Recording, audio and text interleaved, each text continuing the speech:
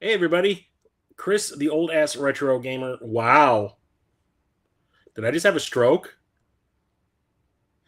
Chris of Midlife Crisis Media here. I'm living in 2021, apparently. Yeah, Chris of Midlife Crisis Media here. Welcome to another physical media collection stream. So today's topic was also voted on in my Patreon streaming stuffs thread. So after yet last week's stream where I talked about all of the tabletop RPG stuff I have in my physical media collection, I put up another poll, and the thing that I put up my Tron collection, my board game collection, and books won. Not by a lot, but it won. So mostly it was at the suggestion of the game room, or Justin, as he goes by on my Discord, who is a longtime fan of the channel or watcher of the channel. And I think last week he commented on that collection stream saying that he would like to see my book collection. Well, he voted on it in my thread on Discord, and someone else did as well, and that's what won. So, what we're going to talk about today, and this is going to be two separate streams, because I have a lot of books. I actually have so many books. I have an app on my phone, just like I do for my movie collection, and just like I have for my video game collection. So, the catalog everything that I have, so that I don't buy duplicates when I am out and about, which has happened many times, especially when it comes to the Star Trek books that I have in my collection. Oh my God, did I just give away spoilers? So let me see how many books total I have in my collection right now. So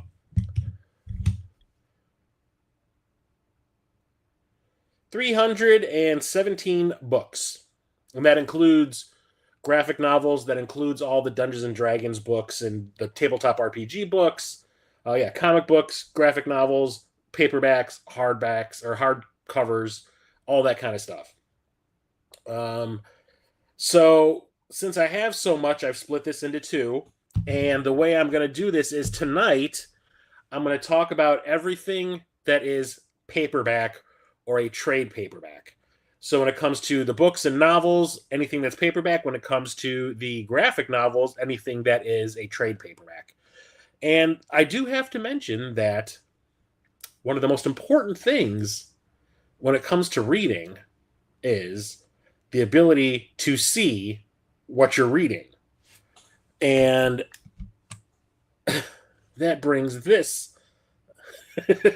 So in around 2020, just as COVID kicked in, actually, and I started to get my thyroid issues, my eyes went bad. Like seeing things from afar, like the distance I am to my computer right now, fine. Whenever I would try to read something, it was like it would like over the course of a year, it just got blurrier and blurrier and blurrier. At first, it was like fine, whatever. Maybe I'm tired, So maybe there's something going on. I don't know. Maybe got something in my eye.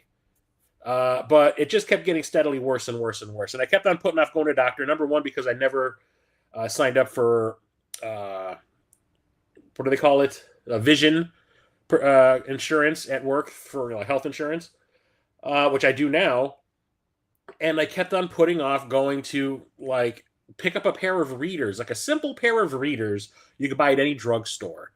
So last summer, I was at it's Woodman's, which is a massive grocery store chain that I know is in Wisconsin. They just started showing up in Illinois a couple of years back, maybe like 5, 6 years ago. And I was there shopping around, and I saw the big old rack of readers, and I was like, they're only like $14. Just try one or try a couple on and see which one works. And this was the one that I ended up picking out. And it changed my life because I was no longer able to read because of the eyes going bad. And every time I would go to Half Price Books, where whenever I would go there, I would look at the movies, I would look at the games, and I would look at the books. Well, I stopped looking at the books completely for about 5 years. And now I go there with the intention of looking at the books because now that I can read, I've been reading nonstop. I love reading. I read stupid stuff though, but I love reading. So these have saved my sanity. I am now reading all the time. And so let's get into it. So before I do, why do I do these streams? It's not to brag or anything like that. For one, lets me talk to my internet friends who I love discussing all these different topics with. I've met a bunch of them in person. They're all awesome. Two, it's just flat out fun. It's a good time. I do these streams because I genuinely enjoy doing them. Three, it's good content from the channel or for the channel. It keeps the channel alive. And four, it's good to have a visual record of everything in the collection just in case something bad happens for insurance purposes. Okay, so like I said, everything paperback is what I'm discussing tonight. I'm going to put my glasses on just because there's going to be a lot of reading involved. Okay, so I usually have everything in alphabetical order according to author's last name. When it comes to certain things in my collection, like when it comes to certain franchises of books, regardless of the author, sometimes I'll just organize them by the name of the book. Organize them by I'll take another example: Star Trek. So I'm getting all my star things crossed. Star Trek. Original cast goes first, then Next Generation, then Deep Space Nine, then Voyager, if there is any at all, and then like that. So when I go to look, I know exactly, or I go to look for a specific book, I know where to look. I'm not familiar with the authors of all these different Star Trek books, but I do have a lot of the paperbacks organized like that, not like by author's name. The hardcovers is a different story. When it comes to my graphic novels, I have them all organized by title because a lot of them are licensed stuff that I like, and it's easier for me to find them that way. So we're going to start off with Star Trek 2 and Star Trek 3. So these are like short story versions of the scripts for episodes of the original series of Star Trek. I think there's like 9 books in the series, or 10, maybe even more than that. I have to look it up. But I found the first one, number 2, out and about with Rocket Sauce at Midwest Gaming Classic this year. Went to Half Price Books on the Friday before the con, just bumming around looking for, like, we went game hunting and we stopped at Half Price Books just because, they do have games. And I ended up finding this for like $3 or $4 or something like that. And this one has the episodes Arena, A Taste of Armageddon, Tomorrow Was Yesterday, Errand of Mercy, Court Martial, Operation Annihilate, The City on the Edge of Forever, which is most well known as like the best episode of the original series, and Space Seed, which is the episode that introduced Khan. It looks like each short story is about between like 10 and 12 pages. So they're not like super in detail. Like I said, they're just like short storyified versions of the screenplays or the teleplays of episodes. And Star Trek 3 has The Trouble with Tribbles, The Last Gunfight, The Doomsday Machine, Assignment Earth, Mirror Mirror, Friday's Child, and Amok Time, which is one of the other best episodes of the series. That's the one where Spock gets horny and needs to go back home to make the bang bang, make snoo snoo. So those two found at Half Price Books and all that. You're going to see a lot of Star Trek stuff tonight. Like I keep on saying, I'm a massive Star Trek nerd. Next up, we have these two things, which were a product of the late 70s and early 80s. I don't see anybody doing this at all anymore. Like, I don't even think they made one for the third movie. But it is these photo story books. One of them is Star Trek the Motion Picture, and the other one is Star Trek II, The Wrath of Khan. And what does it mean by photo story? It is not a book, per se. It is screenshots of the film with the dialogue added in like comic book bubbles and everything described on the sides. This one is kind of falling apart. I should probably look for another one. But these are old as hell. This is from 1979. And stuff like that. I never had this one as a kid. I did have this one because this is my favorite film in the Star Trek franchise. This one is all black and white, and it is the same exact thing. But it does not have, like, the word bubbles. It is all written like it is a book. But it is nothing but photos of screenshots of the film. And I, like I've said plenty of times, I used to draw quite a bit when I was a kid. I was an artist. I wanted to be an artist. Some call those mangas or graphic novels. Yes, they do, TJ. How you doing? I used to draw quite a bit, and I used to draw my own comic books. And one of the things I did was I was so into Star Trek, I wanted to make a sequel to Star Trek II. So I did like at the beginning of it, I did a recap of the ending of this movie, and I was using this book for the pictures, and I would draw what I saw, and I was always pretty good at like duplicating something that I could see, but when it was something that was coming out of the old brain here, not so much. But yeah, these, at least the second one, I loved as a kid. I read that thing over and over again. This is a newer version of it because I got rid of this at some point because I think it fell apart, like this one is currently doing. So this is a newer version that I probably bought like 15 years ago, probably like in the late 2000s. You drew your own books? Wow, you're such a nerd, Chris. We can no longer be friends. I know, right? I'm sorry, but the truth has to come out. Next up is a novel that was turned into a movie, and the reason I bought the book is because of the movie, but the movie was terrible. And the reason I bought the book was because the movie was so terrible, but I hear the book is so good that I wanted to read the book to see if it's as bad as the movie was, and the book was actually really, really good. And that's The Eye of the Beholder. This was turned into a film starring Ewan McGregor and what's her name? Ashley Judd, where Ewan McGregor plays like this. They never really tell you what he is. He's kind of like a spy, and he's creeping on Ashley Judd's character for some unknown reason, and he's trying to keep her out of danger. There's people after her for reasons you don't really know, and he keeps on interfering without her knowledge to keep those people away. The book makes the movie is Like, it's so creepy. It feels dirty. But in the novel, the character that Ewan McGregor plays is like an older man. He's like in his like late 50s, early 60s, and the woman he's watching is like in her early to mid 20s. And it's not like he's watching her to creep on her. He's watching after her because it's almost like a father daughter situation, and he's trying to protect his daughter from all this crap she's gotten herself into.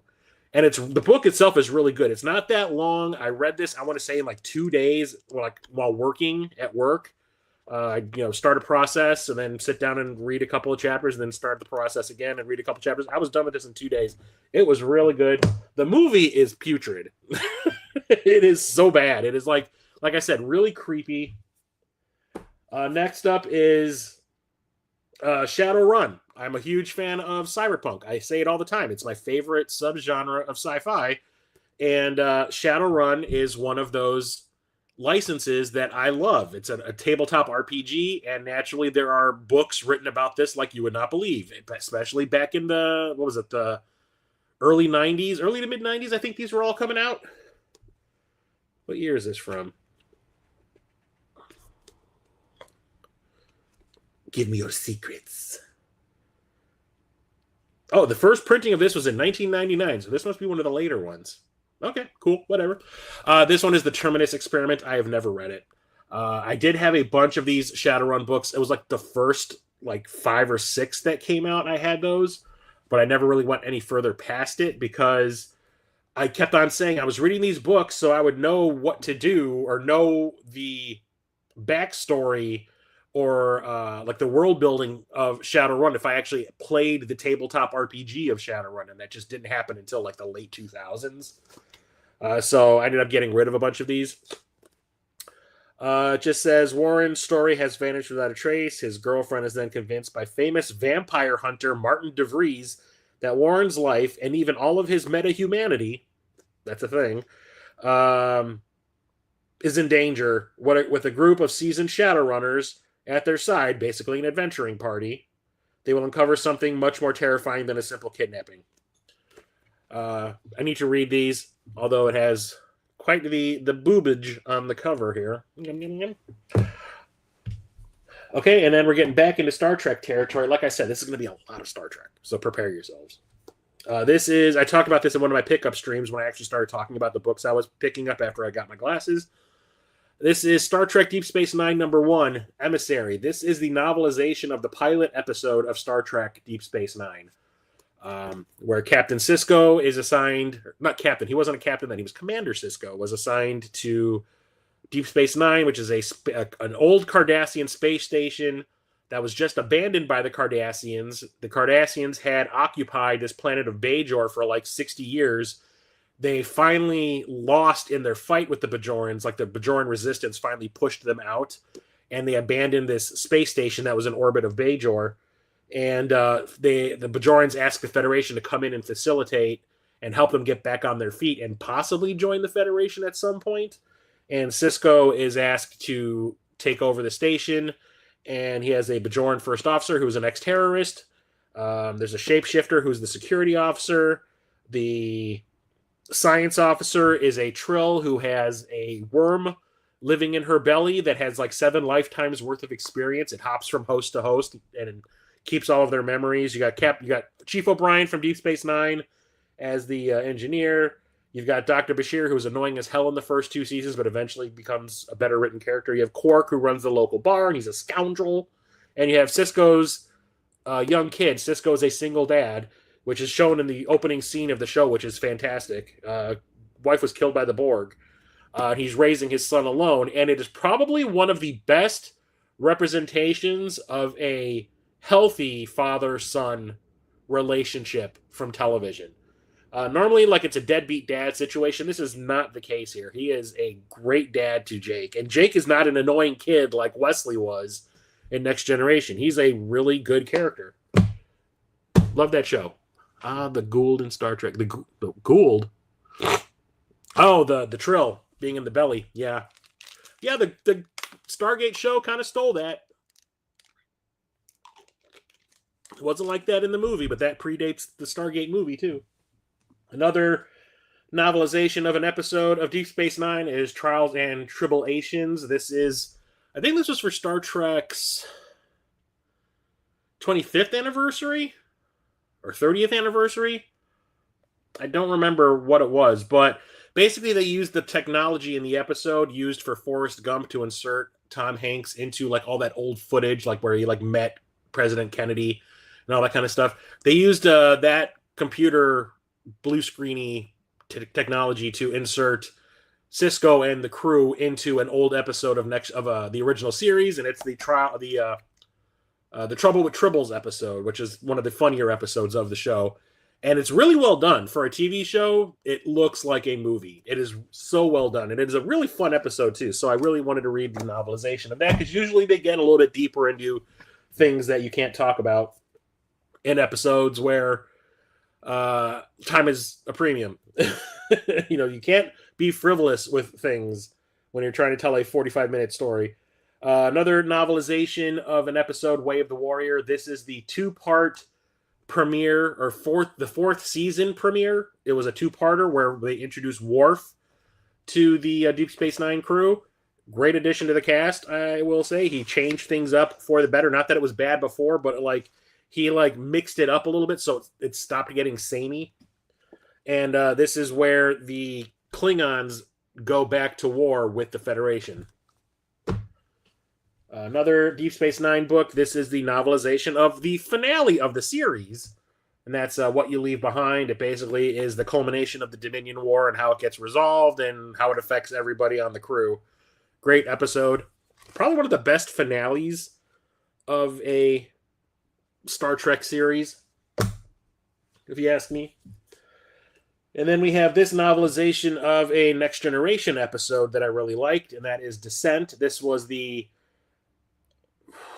season 6 cliffhanger that led into the opening of season 7, where Data goes bad and joins the Borg. It bounced out of Deep Space Nine for a while until Worf came back, so he was a good thing for Data. Yeah, don't get me wrong, I like the first 3 seasons. There's a lot of really good stuff in there, but he really it was something the show needed. It was like a wild card kind of situation, because Worf was used to the way things worked on the Enterprise, and Deep Space Nine was run in a completely different way with completely different types of people that he wasn't used to. It was a little more like Wild West town kind of thing, and he did not know how to react, and it was really funny watching him try to fit in, but I think he mixed it up really well. I bought this because of the script I wrote that was a sequel to Nemesis, the 4th Star Trek The Next Generation feature film. I wanted to get all the things that had to do with Data. That was a novelization of an actual episode, because of the extra material that's usually in these books. Stuff I could possibly utilize for the script. Here is another Shadowrun book. This is actually the first book in the series, and that's Never Deal with a Dragon. And I do believe, TJ, I bought this when I was hanging out with you and Megamat at that convention out by you. I think I bought this one of the first things I bought while I was there, actually. I read this one back in the day. I do think I did. It's been a long time. When did this one come out? So that other one was 1999. This one was 1990. 1990. I read this back in 1990. I don't remember much. I just remember it was a lot of fun, and it's very thick. It's very big. But this one is basically like the introduction to the world of Shadowrun. Why there are orcs and trolls and elves running around in the future and all this kind of stuff. It's basically sci-fi D&D, but love that one. And another one this is the 6th book in the series. They numbered them for a little while. This one's Never Trust an Elf. An orc of the Seattle ghetto, Cam usually worries more about mundane problems, day-to-day existence in the now magically active world of 2053. Is tough enough, but all that's about to change. Drawn to a dangerous game of political and magical confrontation, Cam not only learns to never deal with a dragon, he also discovers that trusting an elf may leave you dead. Dead. These were cool. Okay, so where's the other one? Oh, they're different authors, so it's in a different spot. Okay. So I want to say the second book in this series back in the day. I think I was still in school. When did this one come out? This was released in '87, so I want to say I got the second one whenever. Yeah, so that one came out probably a couple of years later, so probably like '89, '90, because I remember I was still in high school. This is The Nightmares on Elm Street. This is the novelizations of Nightmare on Elm Streets 1, 2, and 3, all by the same author. Even has some pictures in there because yeah, sure, why not? Tongue. I'm your boyfriend now, Nancy. I was a huge Freddy Krueger fan back in the day. I used to absolutely love Freddy Krueger to the point where people were annoyed with me. Like I remember, I went to my mom to keep me occupied during the summer and to help me make more friends. Threw me into summer camp. I want to say it was between it was between like 7th and 8th grade. The summer between 7th and 8th grade, and one of the things we were supposed to do was make T-shirts. And they gave us like these yellow T-shirts and like a cardboard insert to put in between the layers of the shirt, and then these like paints that once they dried into the shirt they couldn't wash out. And I painted Freddy Krueger Lives on mine, and I got made fun of so much by every single kid in that damn summer camp that the next day I told my mom I'm not coming back. But yeah, I remember I never had this one. I had the second book in the series back in the day, so I still need to read this. This is the only hardcover here, and the only reason it's in this stack is because of what it is and how it fits in with like pretty much every other book that's in this stack. And this is this Star Trek New Frontier book. What this is Star Trek New Frontier was a series of books that were created just for books. It's not based on any show. It's not based on any movie. It's a whole new ship created for a series of novels with a whole new crew, or a whole new ship and a whole new crew. There are some characters that are from other Star Trek places in here, like Shelby, Commander Shelby, who was in the Best of Both Worlds two-parter where the Borg came and went after Earth. It was the Star Trek Next Generation, the 3rd season finale, 4th season opener. Her character is in these. Robin Leffler, who was played by, I just said, Ashley Judd. Ashley Judd in like 2 episodes of Next Generation. She was a love interest for Wesley Crusher. She's in here as a character on the ship. Lieutenant Solar, who is a Vulcan doctor, who was in 1 episode of Next Generation because I can't remember if it was the 1st or 2nd season, but the actress who played the doctor on the show wasn't available, so they created this really quick character to take her place just for the episode. And that was the only time you ever saw her, but they talked about her a lot on the show. She's the doctor on the show. Every other character that's on or in the crew is a completely new character. And this is the first 4 books combined into one. The first 4 books were like these little novellas. They're about the size of that Eye of the Beholder. And I used to have all 4 of those individually and read those. But when I found that they had a compile it into one, and it's like a little mini hardcover, that's when I went after that. It says it has an extra New Frontier paper and minipedia. What is that? Oh yeah, it has like a little dictionary in the back for the new things that are introduced in this series that aren't technically canon for the franchise. Oh yeah, but I really like this series of books. This crew is really interesting. There are some new character types or new races that were introduced through these books that are really interesting. There's like, what is it? The chief engineer is I think they're non-binary, but it's like they're like cat people, her race, and they're always horny. The main security officer is this dude who was just made out of rock. And I can't remember what his name is. It's been a long time since I've read these. There's like 3 other new characters. The captain. Yes, that is a cat there. That's a cat person who is always horny. But the captain, his name is Calhoun. He is half human and half other race. And the other race is also kind of cat-like. He has purple eyes and he kind of has fangs. But outside of that. But it's a really good series of novels. I really like the books, and there are a lot of them. Here is the follow-up, Martyr. And you can see you have Robin Leffler right there. You have Dr. Solar right there. I cannot remember the young dude's name here. He's the pilot of the ship. The ship's called the Excalibur.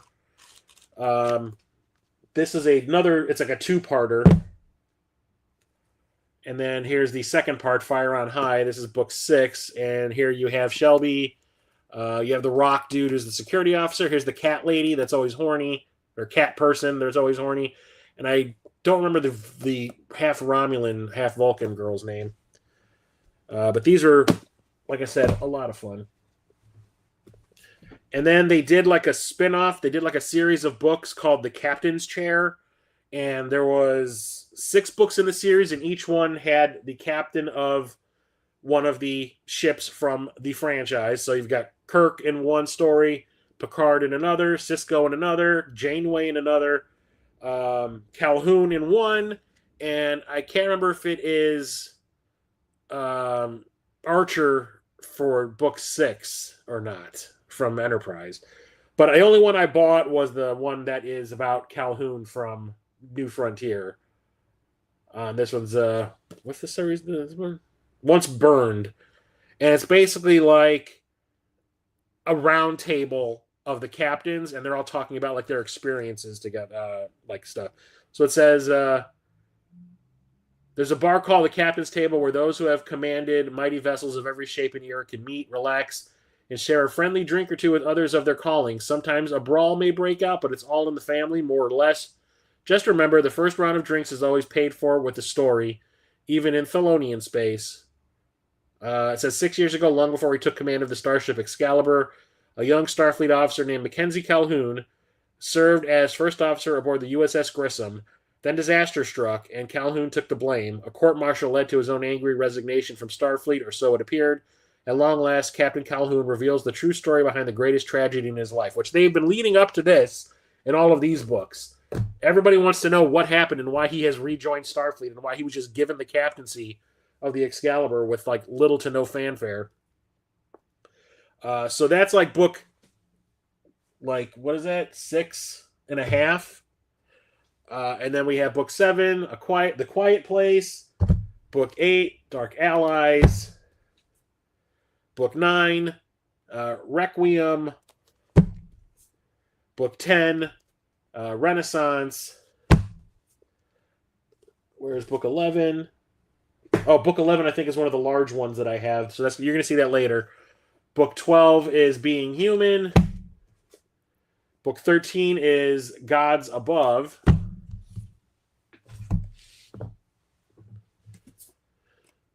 And 14 is After the Fall. And the next one is Missing in Action. Like I said, I have a lot of these books. I really liked this series, and there's still more. Not in this stack, I don't believe. No, it's in the larger, like, trade paperbacky books. So then there's this series of Star Trek novels that I really half liked it, half didn't like it. It was called the A Time series, and I talked about the final book in the series a few months ago in a pickup stream because I had to repurchase the final book in the series because it fell apart while I was reading it. That's this book right here. A Time for War, A Time for Peace. So this is book 9 in this series of books, and it's like the wrap-up of everything that's happened. So this whole series of 9 books is one long overarching story about how the Enterprise... So this takes place between Insurrection and Nemesis, and it's supposed to... The whole reason I wanted to read this series was it was supposed to explain a lot of the things that were cut out of Nemesis. Like where Worf came from. At the end of Deep Space Nine, Worf quit the Federation. Well, he didn't quit the Federation. He quit being like an officer and became an ambassador to the Federation for the Klingon Empire. And then, like, at the beginning of Nemesis, he's just back on the ship as the security officer on the Enterprise. It's like, how did that happen? Like, no one says anything. It's like, it shouldn't even be asked. Crusher was supposed to leave the ship at the end of the movie. She had accepted a job at Starfleet Medical. They didn't bring it up. They cut it out completely where she talks to Picard about it. Troy and Riker, like all of us, like they kind of rekindled their love for each other at the end of Insurrection, and one of the first things that happens in Nemesis is they're getting married. It's like what? So it's like this is supposed to explain away all those things, and the big story is that in the first two books, the Enterprise gets in trouble. There's a nebula that they get stuck in where there is a creature in there that can duplicate it or can change its shape to look like starships. And they thought that they were destroying the creature when they actually destroyed a starship. And Picard is called incompetent. He's being blamed for all the deaths.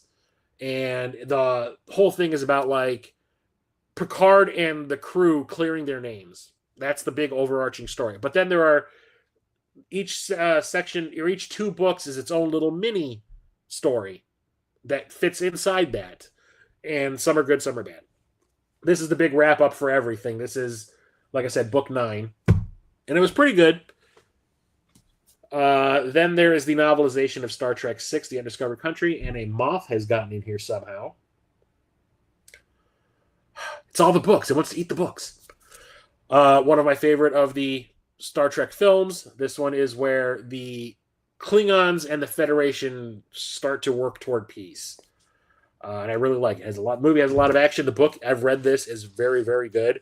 A lot of the stuff that was deleted from the film is in here. Then we have the novelization of The Black Hole. It's a movie I talk about quite a bit on this channel, especially recently. This is one of the movies I saw when I was a child that I became obsessed with. Came out in 1979. It was a response to Star Wars.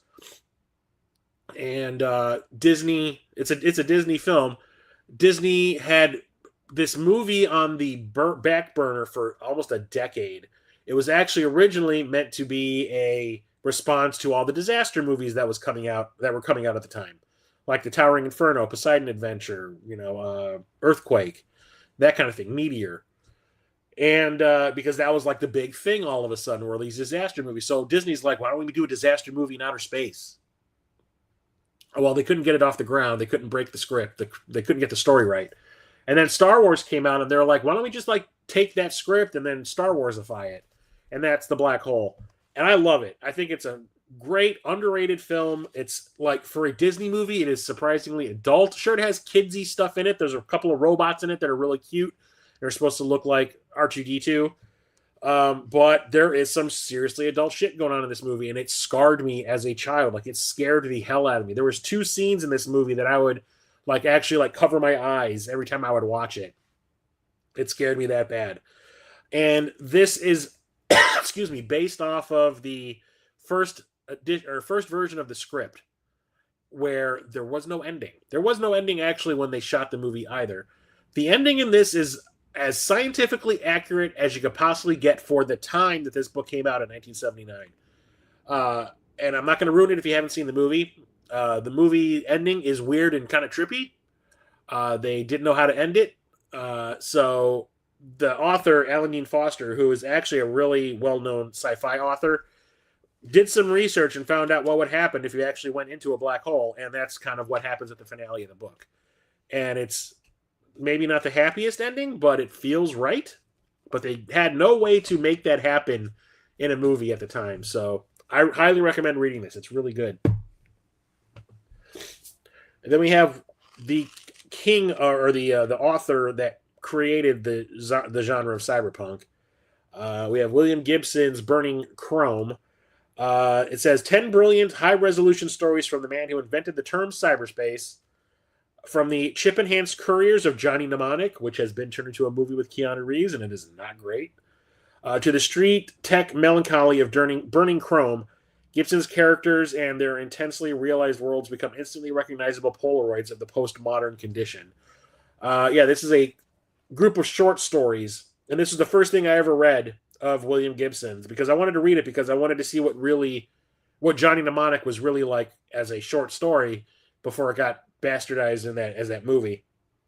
And the short story is only 22 pages long, which probably explains why there wasn't a lot of material to turn into a movie.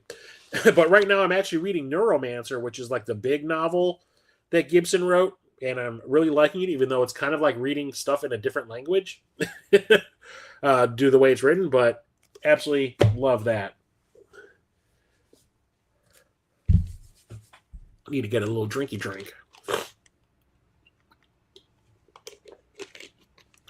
Next up is this trilogy of books, and I bought this because of the tabletop RPG game that I was running back in the late 2000s, and then I finally wrapped it up in, what was it, 2020, yeah, 2022. I can't tech.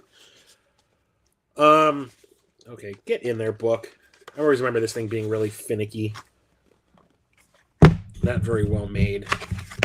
Get your punk ass in there. I wanted to.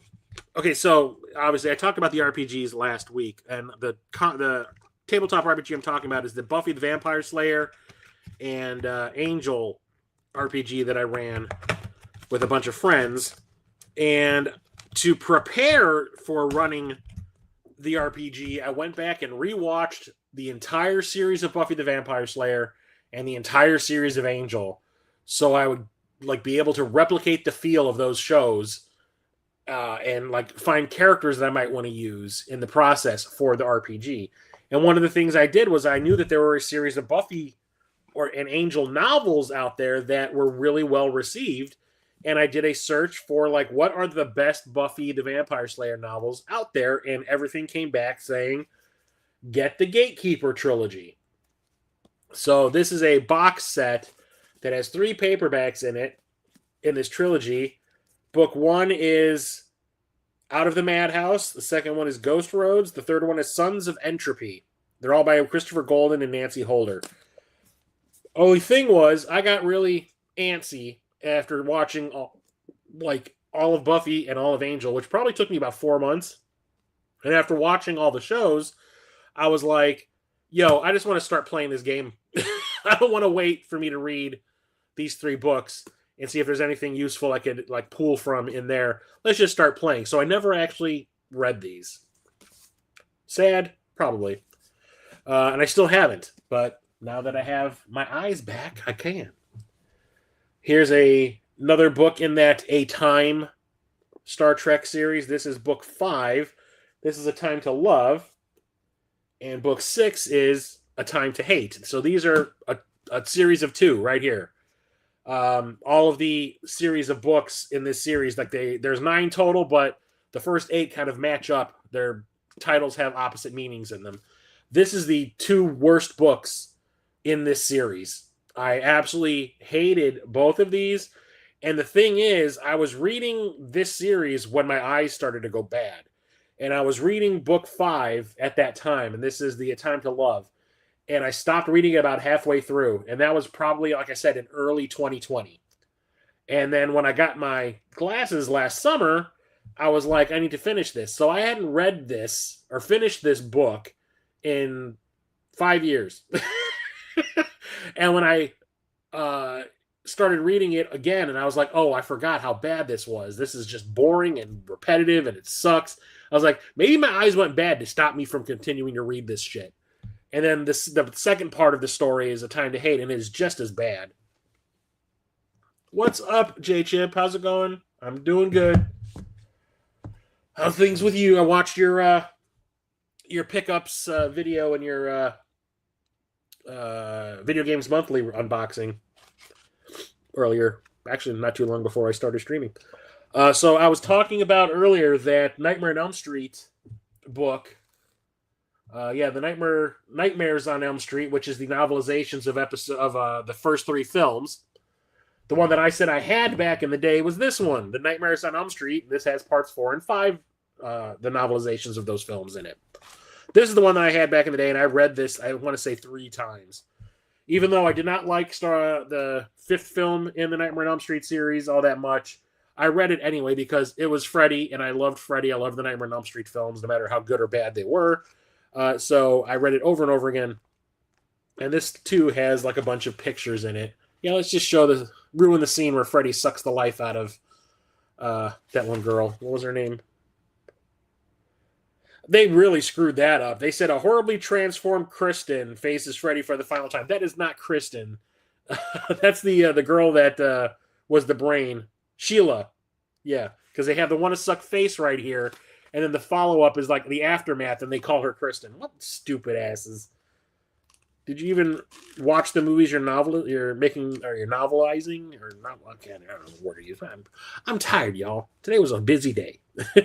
But yeah, I had to have that. I had to repurchase that. I had it back in the day and it like fell apart. I read it so much.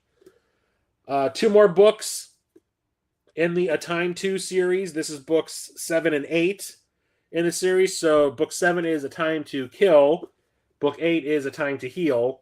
This one was good. These two were good. This was all like the Enterprise crew going on these like black ops to take out these like cannons on this this planet that was like in the middle of a revolution. It was really, really cool and really fast paced. And like Riker gets captured and tortured, and it's actually really, really fun. And it starts to really deal with Worf finally being an ambassador and how he gets back into Starfleet, so you can see that he's back on the Enterprise and Nemesis. So yeah, these two were awesome. I loved these two. Another Shadowrun book. I'm not sure what they stopped numbering them at this point. What is this one called? Famous Black. So this is probably book 13. This one's called Fade to Black. It says in 2055, Newark is an overcrowded urban nightmare populated by hordes of sinless indigents. Sinless are people, if I remember correctly, who have no technological modifications to their bodies. Like people jack into the Matrix like they do in the Matrix. They have like a plug in the back of their head. They plug it in.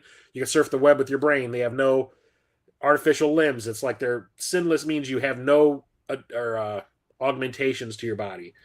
Billions live in abject poverty. Violence is rampant. Brutal gangs and vicious criminals control many sections of the city like feudal lords. Amid this harrowing landscape, Rico gathers his team.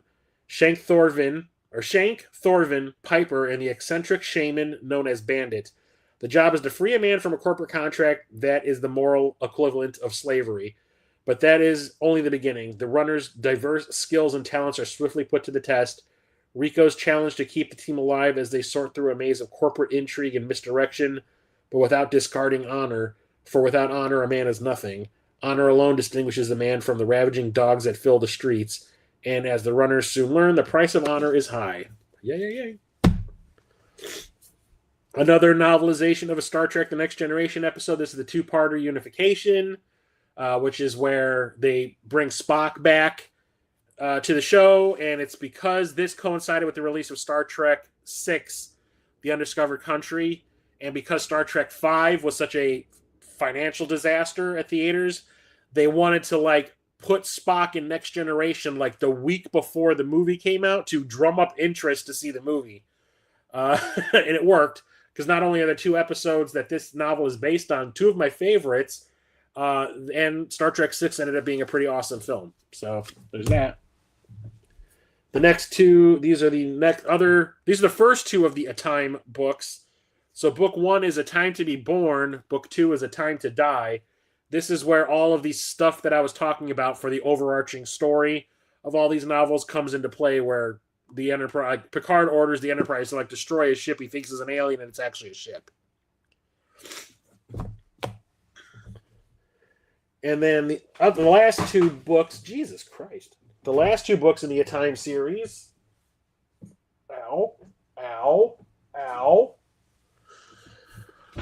are books 3 and 4, and that is A Time to Sow and A Time to Harvest. These two sucked.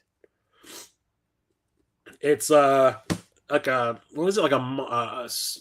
mining operation, like in an asteroid field, if I remember correctly. And there's like this murder mystery thing, and it sucks. It is so dumb. So these two did not like. Okay, so that's it for the straight up paperback novels. Now I can get into the, what do they call them, trade paperbacks, where it's like a larger size book, but it still has a soft cover. And I think I put these backwards. Yes, indeed, I did.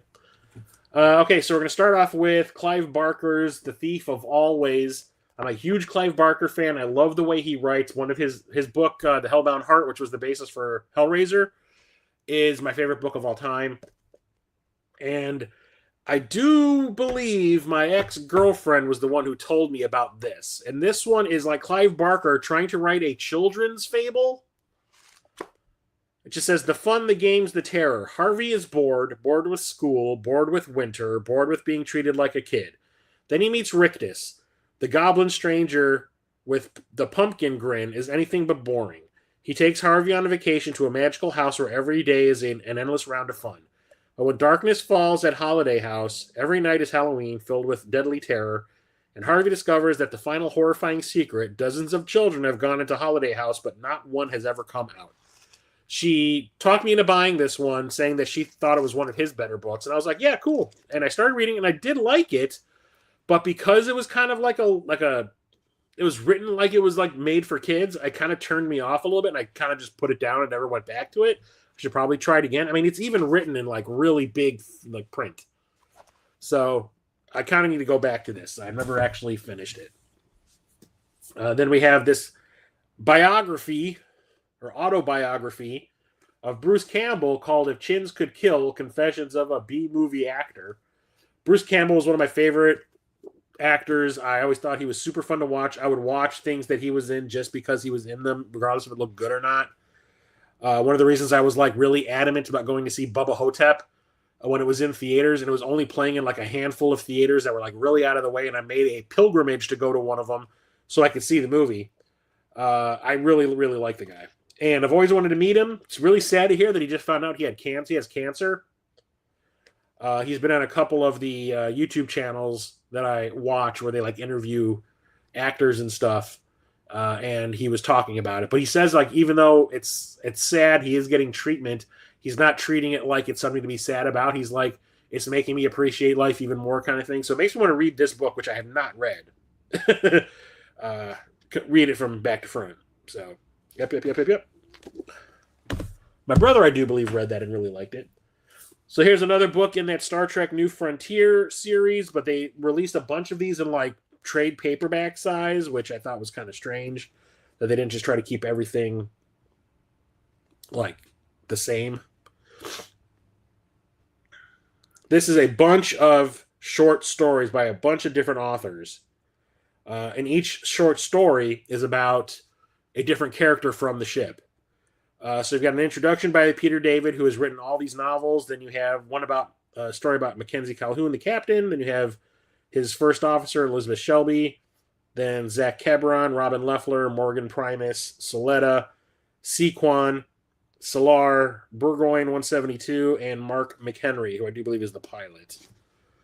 And then Eric's Deny of Calhoun. And then like ones about like other characters that are like side characters. This is really, really long. And I have not read this one. And then we have two more New Frontier novels. You've got Blind Man's Bluff and Treason. A book by Philip K. Dick, who's another like sci-fi author I really, really like. He wrote Blade Runner. The book, the short story he wrote was called Do Androids Dream of Electric Sheep?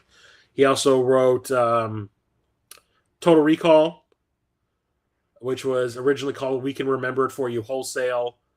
Paycheck, which is that kind of bad movie with Ben Affleck in it. But people have tried to adapt his his books a lot, and none of them really seem to work out, except for like Total Recall and Blade Runner. Paycheck didn't quite work out. But this one is Dr. Blood Money.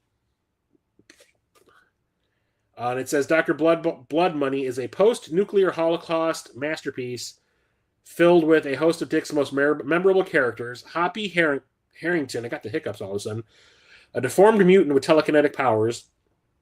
Walt Dangerfield, a selfless disc jockey stranded in a satellite circling the globe. Dr. Bluthgeld, a megalomaniac physicist, largely responsible for the decimated state of the world. And Stuart McConchie and Bonnie Keller, two unremarkable people bent on the survival of goodness in a world devastated by evil. Epic and alluring, this brilliant novel is a mesmerizing depiction of Dick's underlying hope and humanity. Humanity. I picked this up because, spoiler alert, I do have like a compilation of a lot of Philip K. Dick's stories in hardbound. It's hardbound. This one was not included, so I bought this one separately. Then we have a movie I bought I keep on saying movie. I have this book I bought because of a movie that was made based on it, just like I did with Eye of the Beholder. Saw the movie, liked the movie. I thought it could have been better, but I liked it. And everyone, like I would talk about the movie with, was always saying, if you've read the book, or if you haven't read the book, you need to. The book is 10 times better. Challenge accepted. So I bought The Beach by Alex Garland. The Beach came out in 1999 or 2000 with Leonardo DiCaprio. Alex Garland is now a film director. He directed Annihilation with Padme Amidala in it. He did the reshoots for the Dread movie with Carl Urban, which I love. He did that. Oh God, what was it called? Warfare that came out last year. I thought it was the worst movie I saw last year. But yeah, he directs movies now, writes the screenplays and directs movies, and he's pretty good at it. He also did Ex Machina, which is awesome, with Oscar Isaacs and I can't remember the second Lara Croft. But yeah, this is kind of like about Gen X losing their way kind of thing. Let me see if there's a description here. I don't think there really is. It's hard to describe. It's also because I haven't read this since like the year 2000. I don't know if there is a blurb. It's like Lord of the Flies a little bit. Yeah. It's like a bunch of like, at the time, 20-somethings go to like, I think it's Thailand to look for like a place to party and all that. And then they end up on an island and it's like everyone for themselves kind of thing. And I remember the movie being good. Like I said, I thought it could have been better. The book is like great. And this is a thick ass book too. This is 436 pages. And I read this and I want to say less than a week. Like I just burned through it. Next up, we have the modern day Shadowrun books. The old ones that I've been talking about, which were by Rock. This is when FASA owned it. Now Catalyst owns it, or the rights to Shadowrun, and they commissioned a whole bunch of new books. This first one is called Under Shadows, and I got this from my friends Justin and Elizabeth. They were given this book for free while they were at Gen Con like 2 years ago. And they're just, I guess, handing the books out. I think this might be the first book in the new series, and they were trying to like build up hype for it. So like if you went to the Catalyst booth, they would give you the book for free. I guess maybe if you demoed something or whatever. And then since my friends aren't into Shadowrun, they knew I was. They were like, "Hey, you want this?" And I was like, "Absolutely." Haven't read it yet though, because they gave it to me during the period of time when I was blind. This I did read, and I have a Gen Con story about this as well. This is Lloyd Kaufman's Make Your Own Damn Movie. So if you know who Lloyd Kaufman is, he's one of the founders of Troma, which is a ultra low budget independent film company. They did the Toxic Avenger movies, Sergeant Kabuki Man, NYPD. They also would buy movies that people had made low budget, like Surf Nazis Must Die, that kind of thing, and distribute them. They also did Poultrygeist. Lloyd Kaufman directs pretty much every movie. Romeo and Juliet, which James Gunn, modern day DC Universe James Gunn wrote for Kaufman. He used to work at Troma. That's where he got his start. So this is all about his movie making process, what he does to finance, what he does for casting, what he does for special effects, acting, all that kind of stuff, directing. And this is a fascinating book because he does everything the exact opposite way that you normally do in a movie. Like, it talks about how when it comes to catering on a shoot, when you've got 100 people standing around and you have no money to feed them, just give them cheese sandwiches, kind of thing. So the thing was, I read this in preparation for actually going to a panel or a class at Gen Con one year with Lloyd Kaufman teaching, like, make your own damn movie, the panel kind of thing. And he's a fascinating guy. Interesting. The panel, the class that I took with him was maybe like 2 hours long. I didn't think it was as in depth as the book was, but he did give some pointers that aren't in the book, which were a lot of fun. He also showed a lot of clips from like some of his movies. Especially, he wanted to show off Poultrygeist, which was like the new one coming out at the time. And then I ended up meeting him afterwards and getting an autograph and a picture with him. So yeah, awesome book. Absolutely love it. If you're a filmmaker and want to make some like micro budget movies, that's the book for you.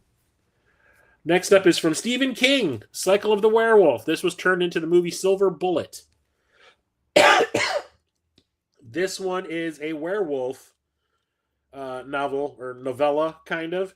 And the reason I have a history with this is this came out when I was in grade school. What year does it have here on the release? 1983. So I was in the third grade when this came out. Could have been fourth when I saw this. But a kid in my class brought this book to school. And at the time, I've talked about this many, many times on this channel. As growing up, I was not allowed to watch horror movies because my parents thought they would break my brain and my brother's brain. But watching R-rated science fiction or action movies was perfectly fine. Like, we couldn't watch a Friday the 13th movie or a Nightmare on Elm Street movie, but Commando, perfectly fine. The Terminator, perfectly fine. Rambo, perfectly fine. The thing is, like, this book has these illustrations in it to show you key moments of the story. And that includes the murders. So the kid in class was like showing this to all the kids during, I think, recess that one day. And he was showing us like the murder drawings. Let me try to find one.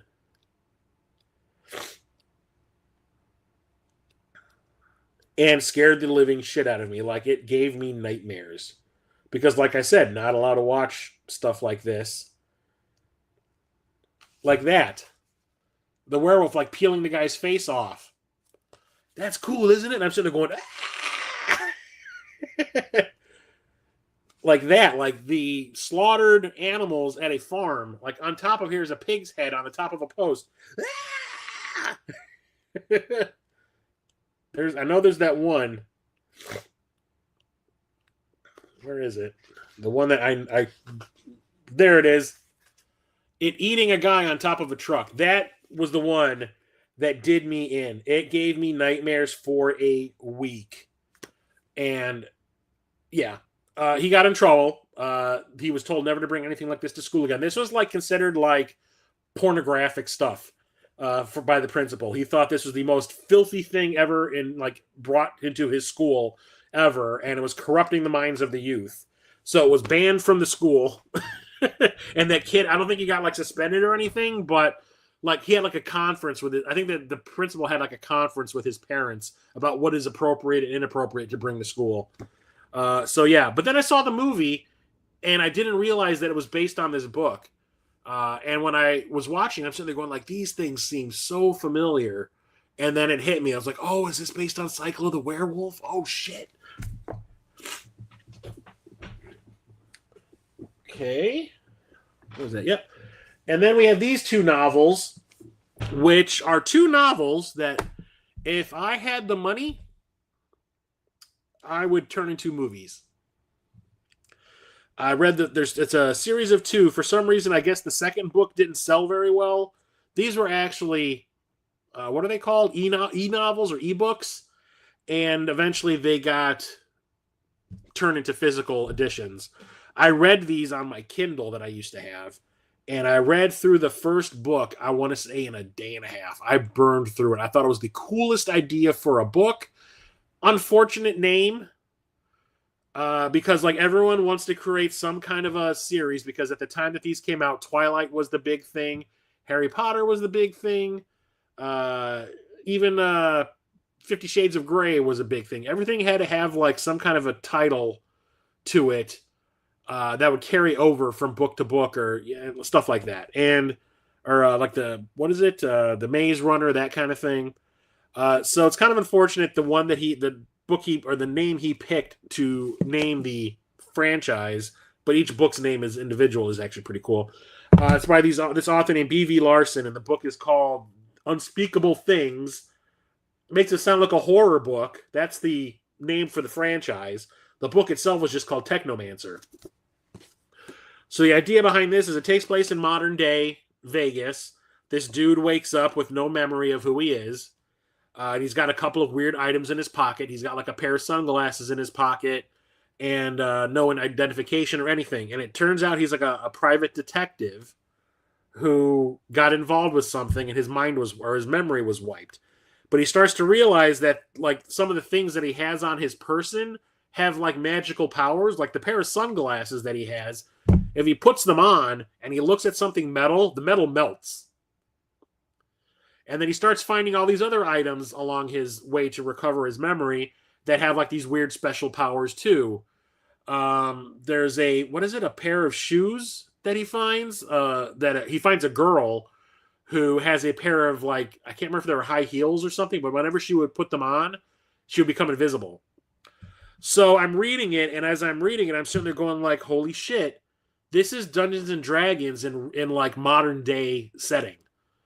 And all of these things that these people are finding, these items, which are the unspeakable things, that the title is, the series is named after, are like the spells or the abilities that a class would have. And like all the characters were like a class of D&D, and I thought it was super freaking cool. And I was like, I would love to turn this into a film. I read it so fast. Absolutely love it. It says, when Quentin Drath wakes up in a private sanatorium, he has no memory of who he is or how he received the injuries riddling his body. All he knows is that he has to get out, away from the drugs being pumped into him, and back into the real world to search for answers. His first question, how did his friend Tony's internal organs fill with sand, killing him in a Las Vegas car crash? After a narrow escape, he tracks down the basic facts. He is an investigator and blogger specializing in the supernatural, which is a good thing because Quentin's life is getting stranger by the minute. It seems he is one of the special breed, a person with unusual powers. He is also the prime suspect in a string of murders linked by a series of seemingly mundane objects. The deeper he digs and the harder he works to clear his name, the more Quentin realizes that some truths are better off staying buried. Really great book. I loved it so much that when I found out that there was a physical edition of it, I bought it immediately along with its sequel, The Bone Triangle. This one is not that great. But if I did make this into a movie and it was successful and I got the go-ahead to go and make a sequel, I would definitely change some things about this.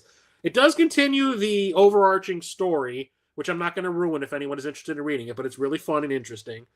But it doesn't really feel like any progress is made in this one compared to the first one. It's like Quentin stays the same from the beginning to the end.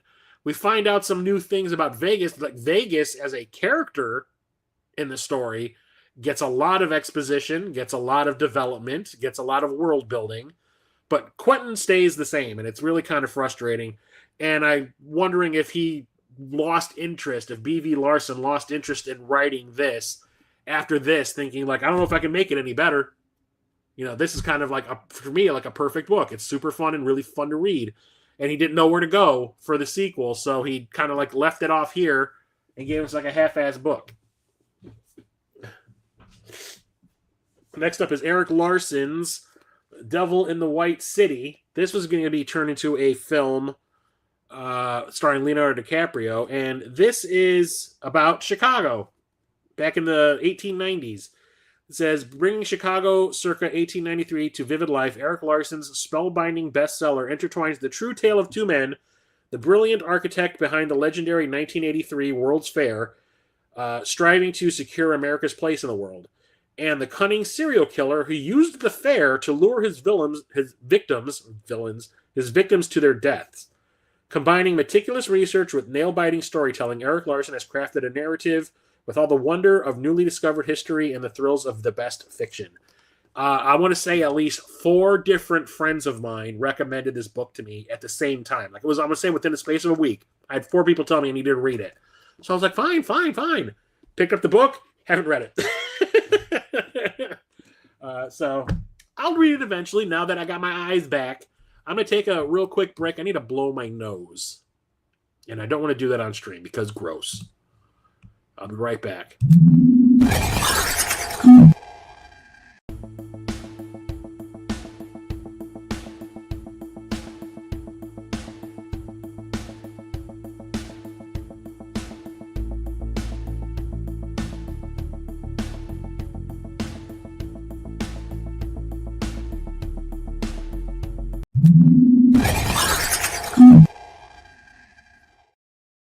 And I'm back. Okay. So these 3 books are part of a series. I think there's supposed to be a 4th one at some point, but these are written by someone I actually know. A friend of mine named Mary O'Reilly. She was a friend of my ex-girlfriend from about a decade ago. More than a decade ago at this point. We met during a Repo, the Genetic Opera Shadowcast. And where was I going with that? I met Mary through the Shadowcast. I met my ex through the Shadowcast. And I want to say like 3 or 4 months after being involved in the Shadowcast, I helped out with one performance. I was kind of in one performance, and then I dropped out of it. And then I would say like 3 months later, I had asked the girl that I ended up dating. It wasn't intentional to ask her out. I was like, I want to go see the new Harry Potter movie. I don't want to go alone and look like a pedo in the friggin' audience by myself. Would you be interested in going with me? And she was like, yeah, sure. But she took it as a date, and she really enjoyed herself. I really enjoyed myself, and we ended up going out and dating for like 3 years. And through the Shadowcast, I met Mary, who I think was in school at the time. Maybe? Possibly? And she ended up writing books.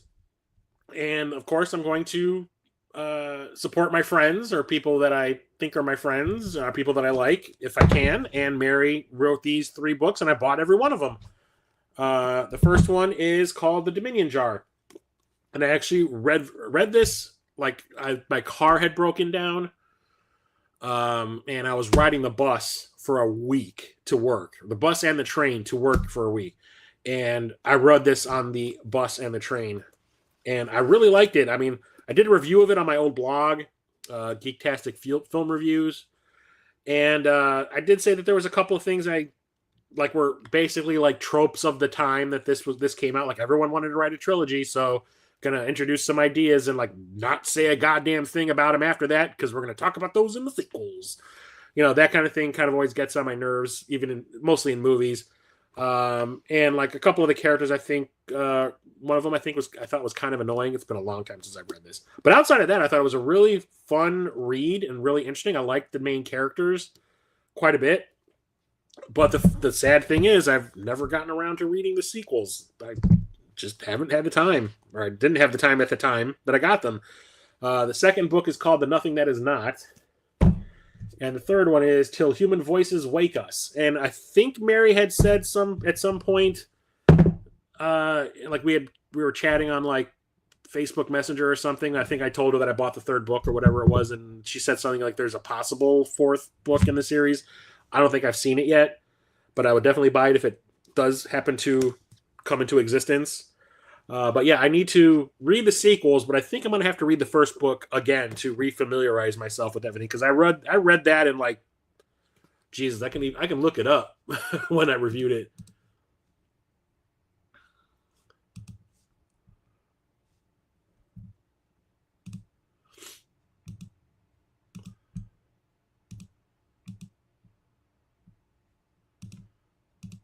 Nope. There it is. I reviewed this in December of 2015. So I read this 11 years ago. So I'm definitely going to have to reread it again if I want to dive into the 2nd and 3rd book. Now I need to start putting these books somewhere else. Then I've got 2 books by Chuck Palahniuk, who wrote Fight Club.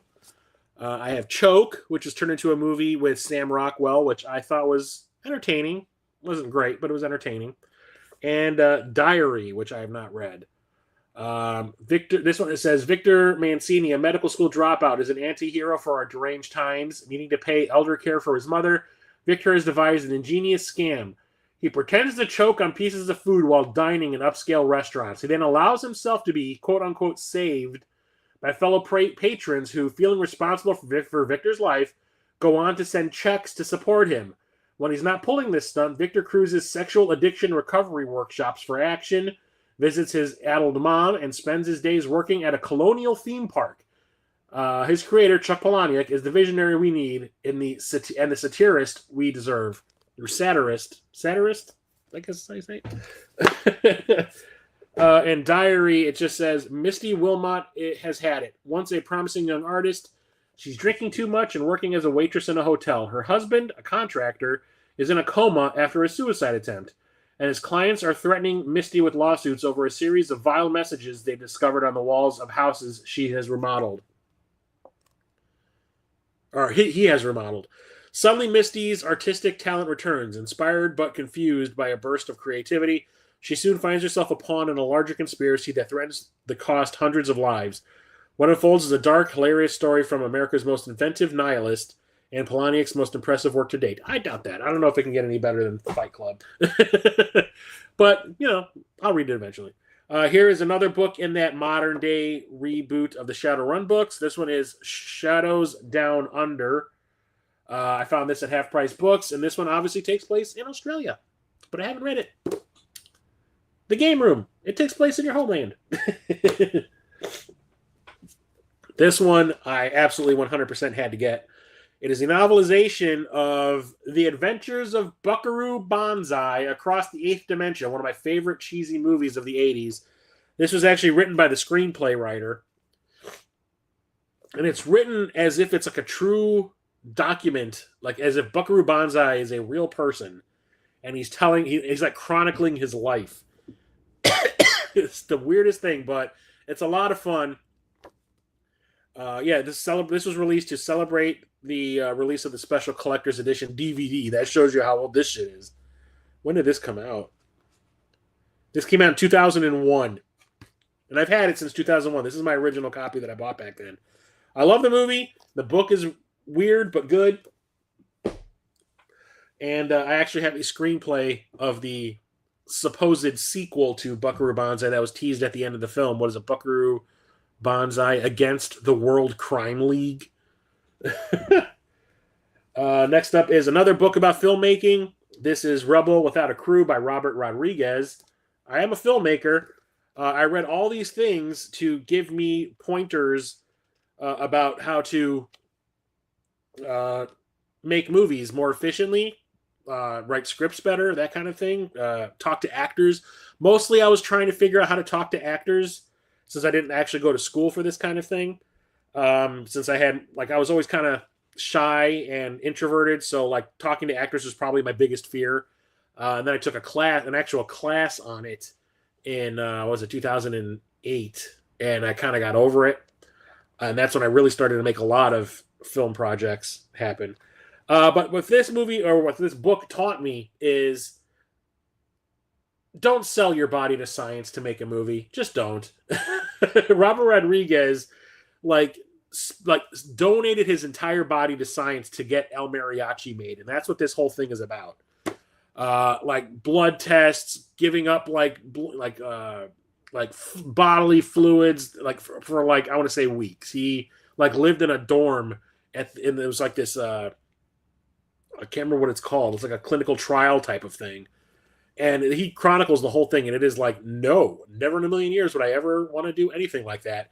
But then when it gets into the making of El Mariachi, that's where the book got me. He was able to pull a rabbit out of a hat with next to nothing. And it's he has, you watch the movie and you're like, this guy must have had at least $1 million to do all these kind of crazy shots. I was like, nope. He basically figured out a way to really use the quick zoom and zoom out function on the camera to make it look like two different shots when there's really just one. This one, I was given as a gift from my brother, but I still haven't read it. This one is called Save the Cat. The last book on screenwriting that you will ever need. And I read a little bit of this. But the thing is, while there is a lot of interesting things, my brother actually said this is a very helpful book for him. I had already read so much stuff like online when it came to screenwriting that I kind of didn't feel like this was helping all that much. There were some things in it that, I hadn't read about previously that kind of helped, and how to like write certain things in a way that makes sense but doesn't take up a whole lot of page space. Because like when you're writing a screenplay, you're supposed to be super economical. When you don't put stage directions and stuff like that. You don't want to describe things in lots of detail, because that's for the director to do. That's for the production designers to do. When it comes to like describing an environment, no, you don't do any of that. You basically give a really quick sentence about what's happening in the scene, and then you just go straight to dialogue. That helped me. But it is a good book. I will give them that. Next one is The Acid House by Irvine Welsh, who's a Scottish author, the guy who wrote Trainspotting and also played Mikey in Trainspotting, the movie, who's the drug dealer, the guy that gives Renton his opium suppositories in the movie. They bring it down low. I haven't actually read this one because Trainspotting is kind of a hard book to read because it's written in Scottish slang. And there's actually like a glossary in the back of the book of Trainspotting to tell you what everything means. And it was like it's a great book. It's a great story. The movie is my favorite movie of all time. It's just that I was like sitting there reading it going like, this is a lot to ask of people that aren't Scottish. Like, it's a lot. But I got through it. And that kind of scared me away a little bit. And flipping through this right now, I can totally see that some of it is written in that Scottish slang. Little chunks of it are. But I'll get around to reading it eventually. It doesn't go there. It goes here. Then we have another book about directing actors. And I think my brother gave me this one as a gift as well. Directing actors, creating memorable performances for film and television. This I do believe he gave me long after I had taken that class and basically learned everything that I needed to know. But I did flip through this. No, it even came with a bookmark. Oh. I did flip through this and read some stuff. I didn't read the whole thing. There's some interesting stuff in here and stuff I can definitely use. But if I ever get back into filmmaking again, I'm going to have to reread all of these books. And then the last, God, what is going on with my tongue right now? I'm getting tongue-tied super easily. The last trade paperback novel is actually a screenplay. To a movie I don't like. But I bought it before the movie came out, and then I saw the movie, and I was like, yikes, I made a mistake. But it's from a franchise I love. And there's something kind of cool about this as well, and that is the Alien Resurrection script. Written by Joss Whedon, the creator of Buffy the Vampire Slayer and Angel and Firefly, and son of a bitch when it comes to treating people with respect on his movie or his film and his TV show sets. Turned out to be a kind of a scumbag. And I should have known better because I saw him in person. Was it one time at the Chicago Comic-Con? I think back then it was still called Wizard World. So this is the original version of the script. It's a little bit different than the version of the movie that came out. There's a couple of things that are actually from in the director's cut version or the special edition version that's on that DVD box set that I have. It even has some like pictures from the film in it and all that. But yeah, he was going to be speaking at Wizard World this one year, and it was not too long after this came out. So this came out in 97, so it's probably 98 or 99. Actually, no, it was probably 2000, because that's when I realized that he's kind of a scumbag.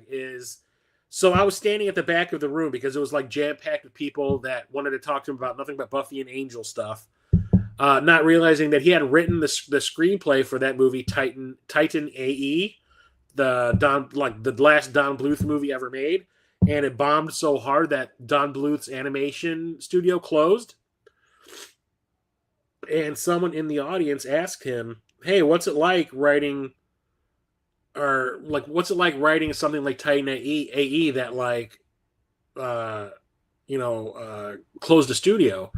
And he kind of laughed about it. And he kind of turned it into a joke. And he was just kind of like, no, he goes, yeah, you're talking to the guy who basically closed down a animation studio. And he was like literally joking about it. And I'm sitting there thinking to myself, like, And how many people lost their jobs because of that? You asshole. And he's like I said, making like cracking jokes about it. And I was like, you're a son of a bitch. But I did get in line to get an autograph from him. And when I put this in front of him, he like outwardly went, ugh. And I asked him a question. I was like, if they decide to bring you back, and I kept it inside. My inside dialogue is like, and I hope they don't, because I did not like this movie at all. And I was like, would you come back if they asked you to write a 5th movie? And he goes, God, I hope not. And I went, yes. So I have it signed to Chris from Joss Whedon. And I would have sold this with the rest of the screenplays that I used to have in my collection. I used to have a stack of them. You could see them in some of my old videos. They were just like stacked up like this on one of the shelves when my computer was facing in the other direction. The only reason I didn't get rid of this is because it's been signed by Joss Whedon. So now I'm going to talk about the graphic novels or manga kind of thing that are trade paperbacks. And I got some here too. So we'll talk about the smaller ones, and then we'll get into the bigger ones, and then everything hardbound will be talked about next week. So first things first, I did talk about the first book in this manga series in a pickup video from, I want to say like over a year ago, 2 years ago. It is the Fist of the North Star series. There we go. All 4 of them. I've had these all since the 90s when they were first released. Like, when did these come out?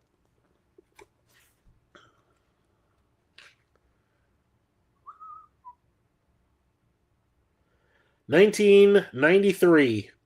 I've had all of these. Well, not anymore, but I've had all 4 of these since 1993. So you got the first one, which is the largest in the volumes of manga. They have been rearranged. You read them from front to back, unlike real manga where you read them back to front. Second book is Night of the Jackal. Third book is Southern Cross. Fourth book is Blood Brothers. So I had all of these, like I said, since they originally came out. I was a huge Fist of the North Star fan ever since I used to have like some of the individual comics I used to get at this local comic shop by my parents' house called Kane's Comics. I had a bunch of them. I thought it was super cool, super graphic. My parents did not pay any attention to the kind of stuff I was reading. Did not care. Shouldn't have, because these books are overly ultra violent, and the characters are martial artists who are trained in these special techniques, like stick my finger in your belly button and the back of your head explodes, or like put my thumbs in your armpits and your intestines blow out your chest, kind of thing.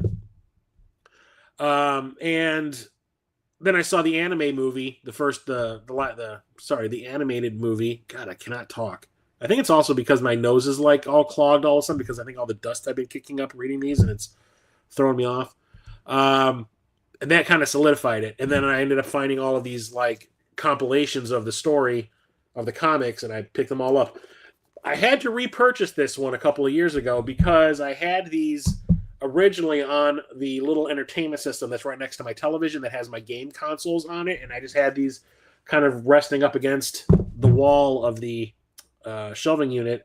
And it was also next to a bunch of energy drinks that I had in cans that were never opened, but I kept them because they were like geek themed. Like I have one for Booty Sweat, from Tropic Thunder. I have one of Slurm from Futurama. There was one that was a Mario 1-Up or a power-up.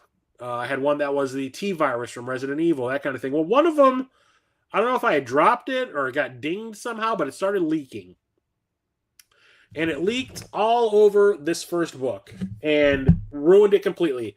It had like not gotten past, so all of these were like this, like lined up. The first book took all of the brunt of it because the energy drink had like gotten between the pages and like soaked up into the pages. So when I would open them up, the pages were all stuck together and melted and shit. So I ended up having to throw it out, and I ended up having to repurchase this, and it was kind of expensive to repurchase because these have been long out of print. But I'm glad I have it back in the collection. I love Fist of the North Star. I think it is so much fun. So got those. And then I got this 6-part manga. That is Scott Pilgrim.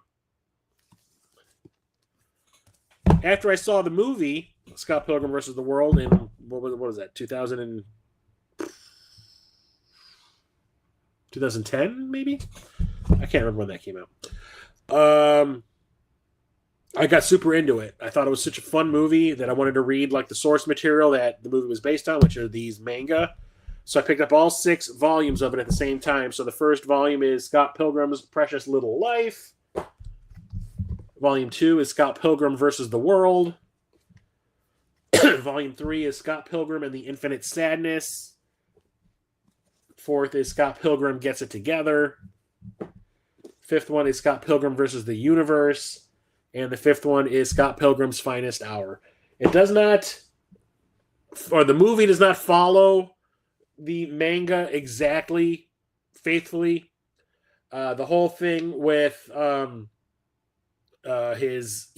Scott's ex, Envy Adams, and her vegan boyfriend plays out completely differently because unless you're Canadian, the thing that happens between them during their fight would not make any sense. And it was basically them trying to run through this department store that's exclusive to Canada without buying anything because everything is such a good deal in there. It's almost like a Dollar General or something that if anybody, like if you could not make it out of the store without buying something or picking something up in your hands, you lost the fight. And it would not make any sense to anyone who wasn't Canadian. And then the way that it ends is completely different too. But in a good way. It's great. You can see where they were coming from when they made the movie and why they changed things the way they did. I'm not complaining, but the anime or the manga are great. The movie is great. Now I got to watch that new version of the story that Netflix did. And then the last manga that I have are these Star Trek ones that I talked about in the previous stream. So we have Star Trek the Manga Volume 1, which is very strange, but I love the fact that Star Trek is like being told like it is like through that Japanese art style that I love. This is Volume 2. Includes an exclusive insert from Constellations, the new Star Trek anthology from Pocket Books, and the second one includes an exclusive excerpt from Star Trek: The Next Generation, The Sky's the Limit, the new Star Trek anthology from Pocket Books. Okay, cool. And then there's the compilation that I did show off in a pickup stream a few months back. That is the Star Trek, the manga Ultimate Edition. And the reason I bought this was I wanted to save some shelf space. And the way this was being advertised on Amazon was it was all the manga condensed into one novel. And it's not that. Because it turns out there's also 2 more of these Star Trek manga books I don't have. There's another one that has to do with the original series, so there's like a trilogy. And then the last one is a Next Generation one. This is like the best, turns out this is the best of, and it has like one exclusive story in here that you can't get anywhere from all these individual books. So I was kind of duped, and I felt kind of pissed off, but it was too long. I couldn't return it. But then I was like, well, it does have that exclusive one in there, so maybe I'll just keep it. And it has a poster in here that's like stuck in it. If I were to take this out, it would probably destroy the book. I'm not going to do that. Bonus spectacular full-color fold-out poster inside, plus all new forward by famed Star Trek writer David Gerrold. Ooh. Okay, so that's it for the manga. Now we can get to the graphic novels, and these are all by name. And these are a lot of licensed things too, because that's the way I roll. I like to license stuff. If it's based on a movie or something like that I like, or a video game that I like, I'm going to buy it. I need to blow my nose again. I'll be right back. Stay tuned, true believers.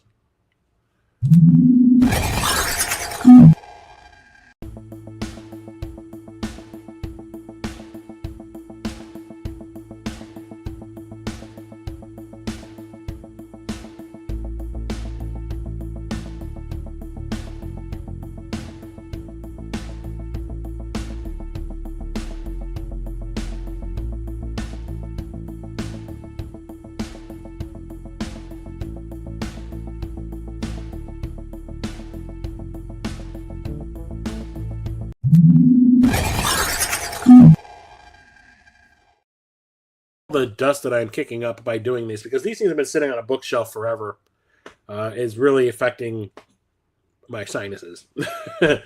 Okay, so when it comes to the graphic novels that are like trade paperbacks, first ones we have are Aliens, books 1 and 2. These are when Dark Horse first got the license back in the late 80s. The first one is from 1990, but that's for the graphic novel. I want to say that the actual like individual comics that are compiled here came out like in maybe 90, 98, or sorry, 89 or something like that. So these are sequels to Aliens. We didn't get Alien 3, hadn't had Alien 3 yet.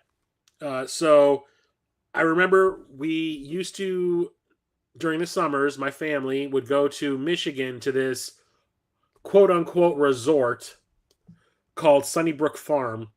It was not a resort. It was basically a bunch of cabins, like small cabins that had 4 like apartments in each cabin.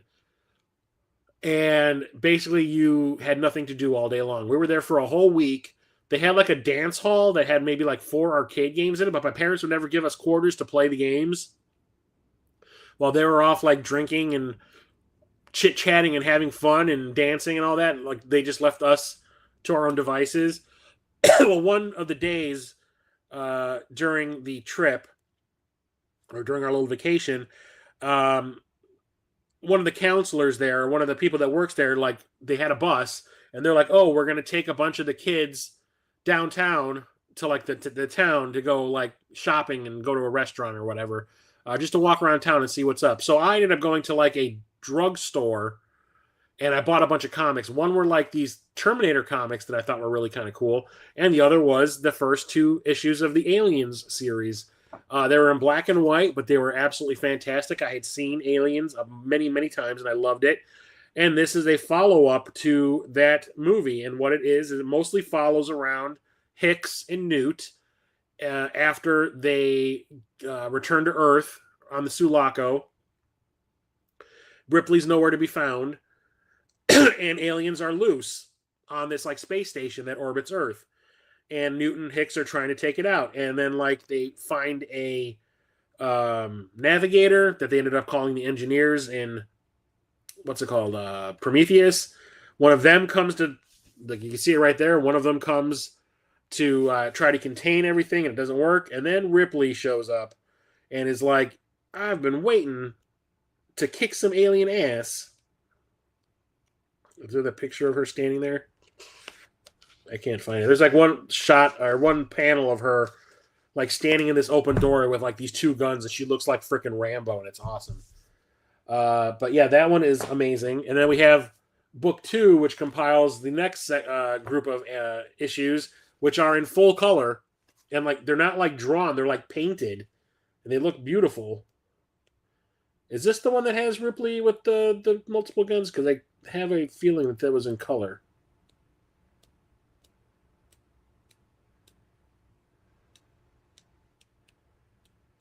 Let's see if I can find it.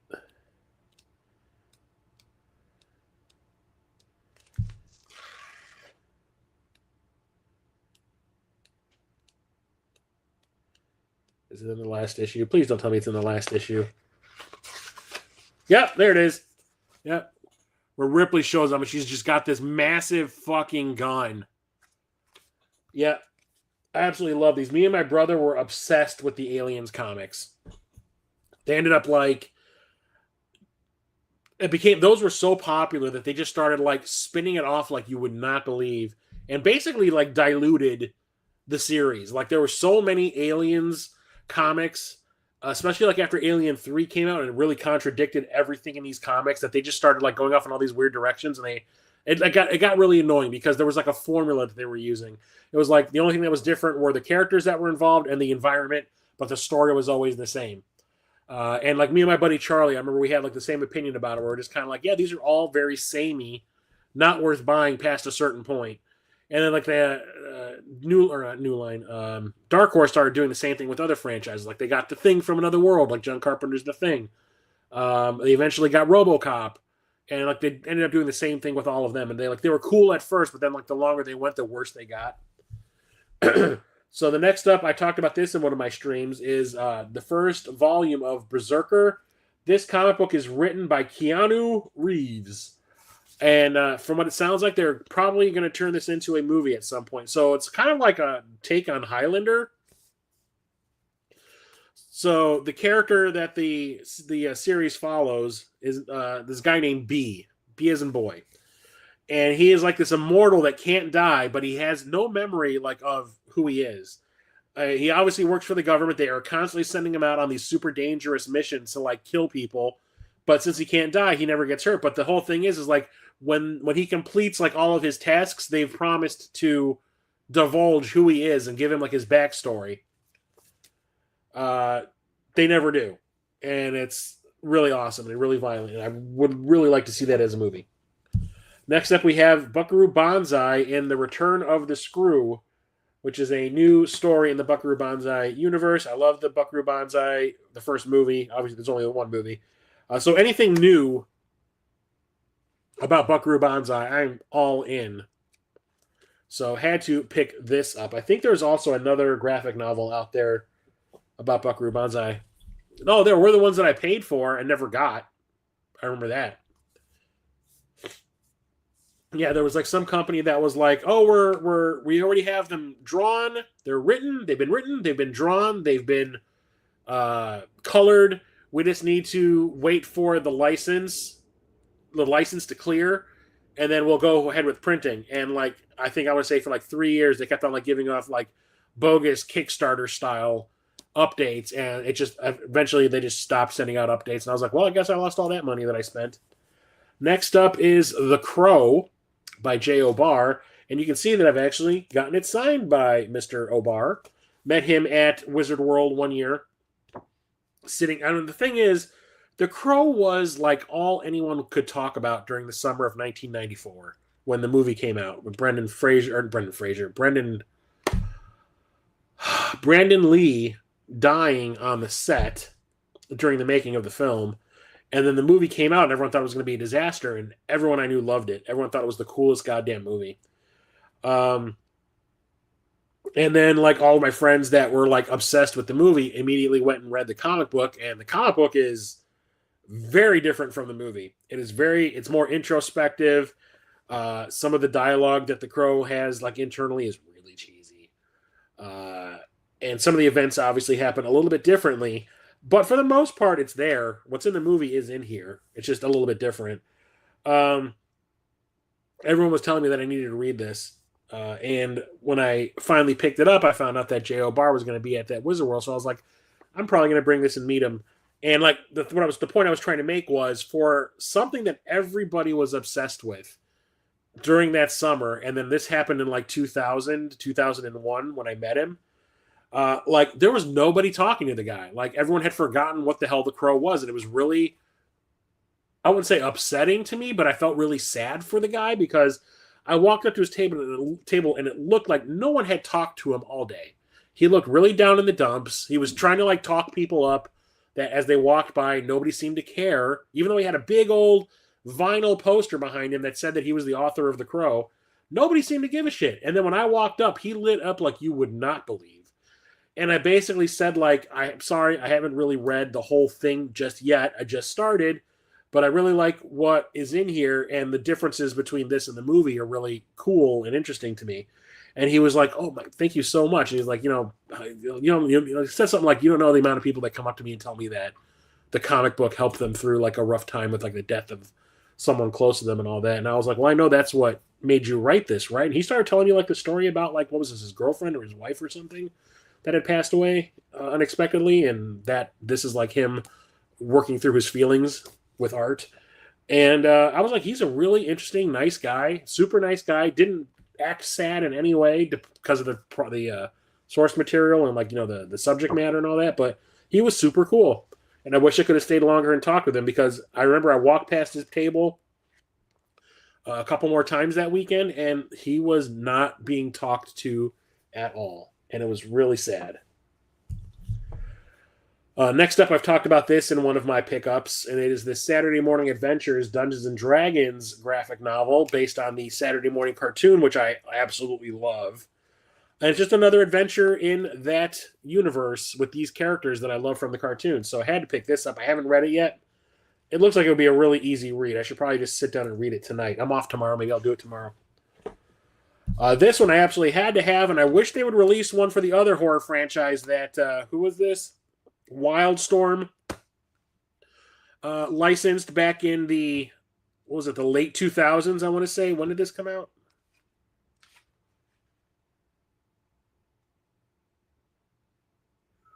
(2006).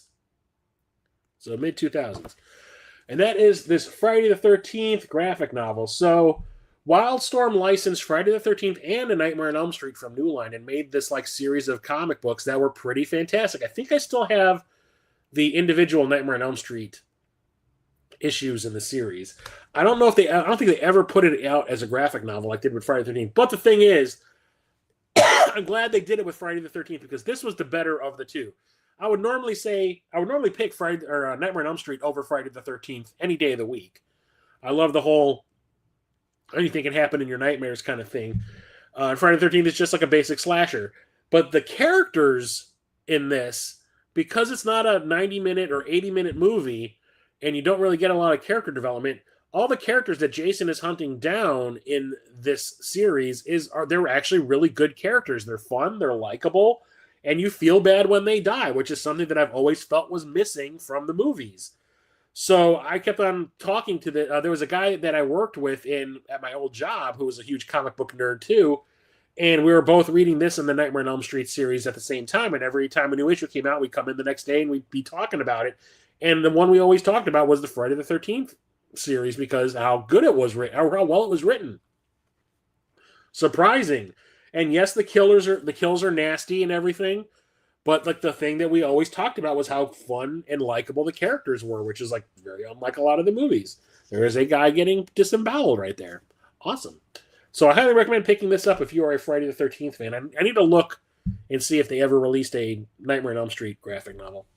The next up is something that my dad had, and when he died, I kind of like inherited it. My mom went through like all of my dad's like books and basically looked at me and my brother and was like, take whatever you want. And this is what I took.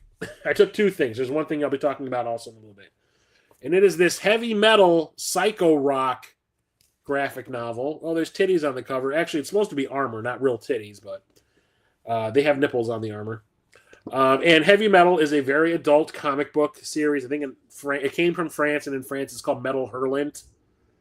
And yeah, they're like all about sex and aliens and, violence and shit like that. And yeah, there's a dick. And titties. And yeah, my dad had this because my dad loved stuff like this. And I think the reason we went and saw the movie of Heavy Metal in the drive-in was because he was a fan of it. Not because he thought, oh, it's a cartoon, it'll be good for Chris. He wanted to see it. My mom didn't know what it was. He probably talked my mom into going to see it because he was like, it's a cartoon, it'll be good for Chris. No, it's a hard R. Hard R. It's all nudity and violence and sex and shit. Because I remember my mom going like, oh no. When the movie started and she saw what was happening, she was like, oh no. And I remember going like, oh yes. I remember my dad going like, this is awesome. Next up is a comic series that is a sequel, I want to say, to the first two movies in the series and not the others. If I remember correctly, it only really references the first two films, and that is Clive Barker's Hellraiser. This is the Road Below. I think this is the second series of comic books that were released in this series, and this is from Boom, who does a lot. They do a lot of licensed stuff too. The first series, I think, is just called Hellraiser, and it's all about Pinhead. The not the Prince of Hell, but the Hell Priest. Basically runs the Cenobites in Hell, retiring, and he's looking for someone to replace him, and that person ends up being the heroine from the first two Hellraiser movies, Kirsty. She ends up becoming the new Pinhead. This series, The Road Below, is all about her as the new Pinhead and how she's handling it and what she does, which is super interesting. You can see it right there. Long live the Queen. I thought that was a really, really awesome twist on the story. So I was immediately hooked on this since Hellraiser, the book, or the book that Hellraiser is based on, is my favorite book of all time. And the first two Hellraiser films are two of my favorite films. So, of course, when the original series of comic books came out, I was super interested. And never actually read The Road Below. I found this at Half Price Books. I need to find the graphic novels of that first series where it's all about Pinhead retiring and Kirsty taking his place. Next up is this Legend of Zelda, A Link to the Past graphic novel. And I do believe these are a compilation. I could be wrong. I don't know if it says anything on the back. Because I remember the reason I bought this is from Viz Media, the people who put out like the graphic or the manga of Ranma One Half.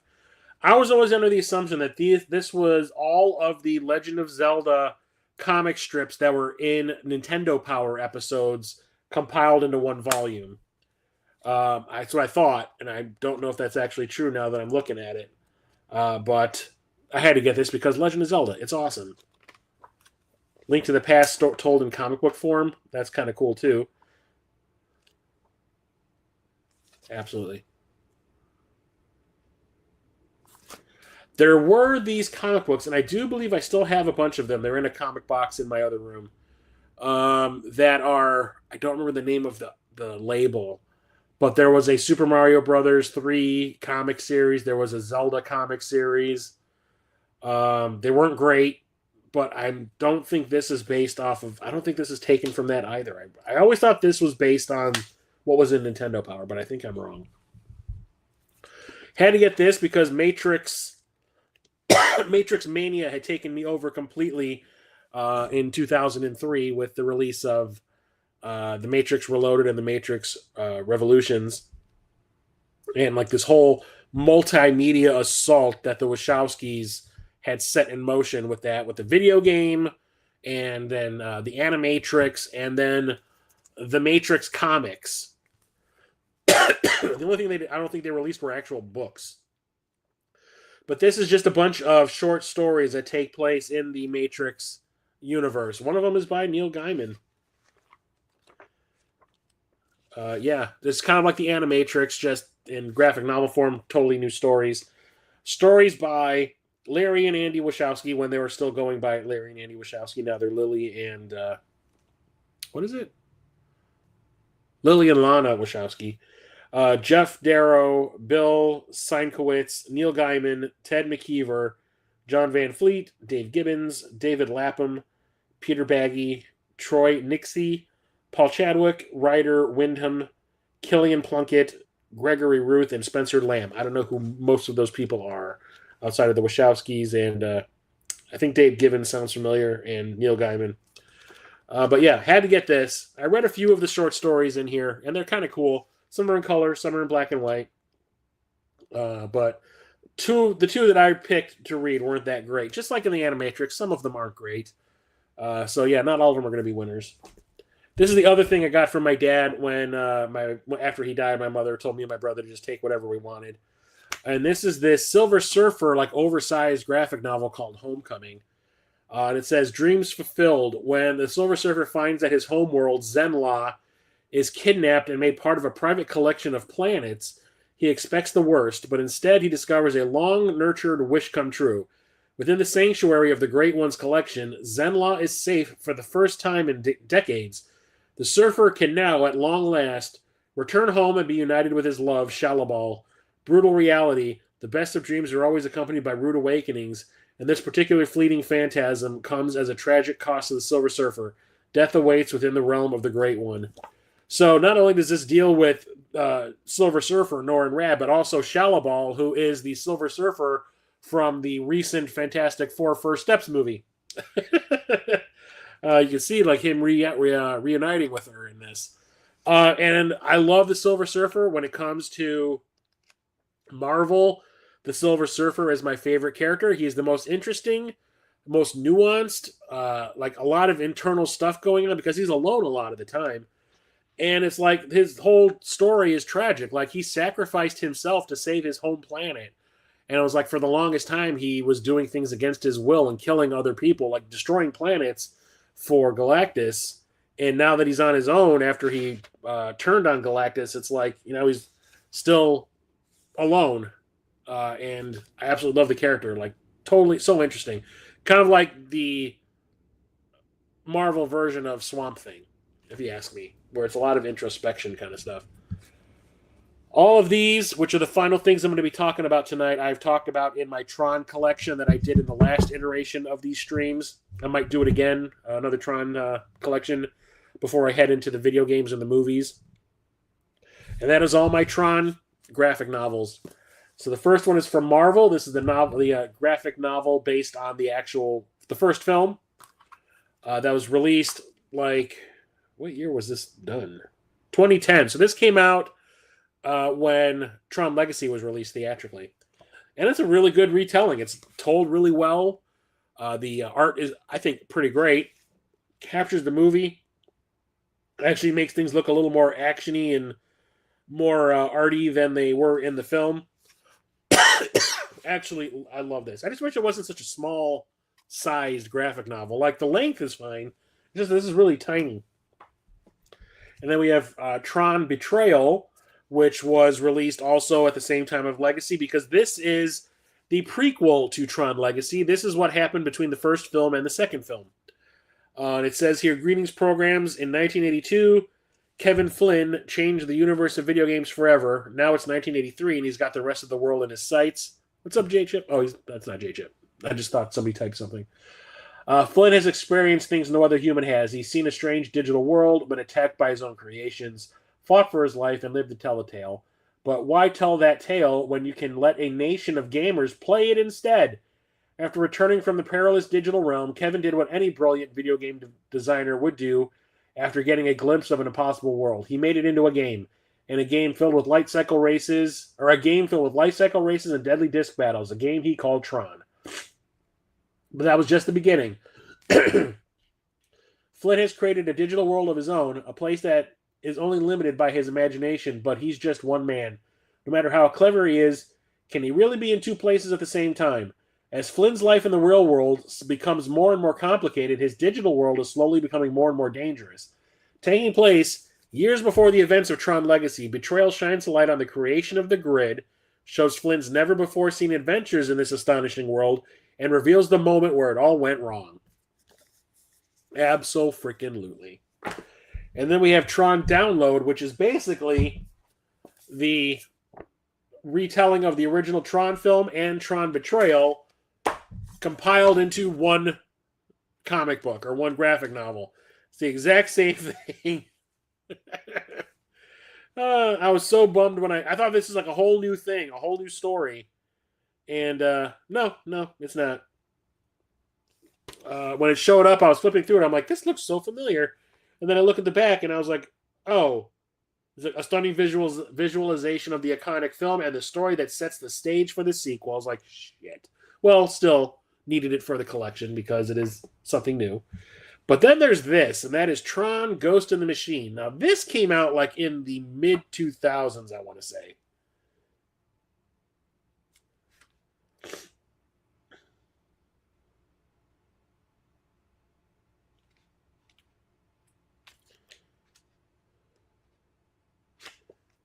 Where is it? I think this came out in 2009. This came out in 2009. I want to say the actual comic books, like the individual issues, came out before that. It had to have been mid-2000s. But I had the first like 3 or 4 issues of Ghost in the Machine, individual issues, and then they got very hard to find. My normal comic shop, which doesn't exist anymore, that's where I got the first like 4 issues. And it was also with the 7. There was a comic book based on 7, and there were 7 issues, and each issue was about one of the 7 sins that was in the movie, and it was the story of that victim. And the same thing happened with that. It was like the first few issues I was able to find there, and then they stopped carrying them. But they were released. I know that because I've seen them online. So when I wasn't able to finish the individual issues, I ended up like years later looking up if there was a graphic novel, and sure enough, there was. And Ghost in the Machine is more of a sequel to Tron 2.0, the video game that came out in the 2000s also. That it follows Alan Bradley, who is like Tron in the real world, his son Jet, and like how he's dealing with like the PTSD of what happened in the video game. And so I'll read it. Inspired by Tron, Disney's groundbreaking classic science fiction motion picture. Wow. Ghost of the Machine takes place in the present day over 2 decades after the events of the film. Jet Bradley, son of the original Tron programmer Alan Bradley, has recently escaped the computer world, but his experience within cyberspace have left him emotionally scarred. Vivid nightmares plague him. And he's become paranoid and unstable. He shuns technology wherever possible, leaving him effectively crippled in the modern world. And now something within the computer world wants him back. And this is really weird, but in a good way. I thought it was like reminded me a lot of the original Tron movie, which is, I also will say, is very weird and different. And this goes in a lot of directions I did not see coming, but a lot of it has to do with like mental health. And I like it quite a bit. It's just, I wish I was able to find those actual issues as they were being released. But like I said, the comic shops I was going to did not carry them anymore. And that's it for my first episode involving my book and graphic novel collection. Next week, on Thursday at 9 p.m. Central, I will be talking about all the books in my collection and graphic novels in my collection that are hardbound. And that is going to be a long stream because I have one entire bookshelf just absolutely filled to capacity with hardbound books.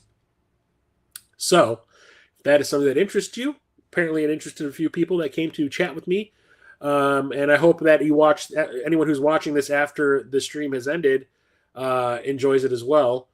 Let me know your thoughts. Let me know if you have any of these books that I've been talking about tonight, or if you're looking forward to part 2. Like I said, next Thursday, 9 p.m. Central. I will see you then. Until then, Chris, I almost said it again. I almost said my old handle. Chris of Midlife Crisis Media out. Have a good night, everybody.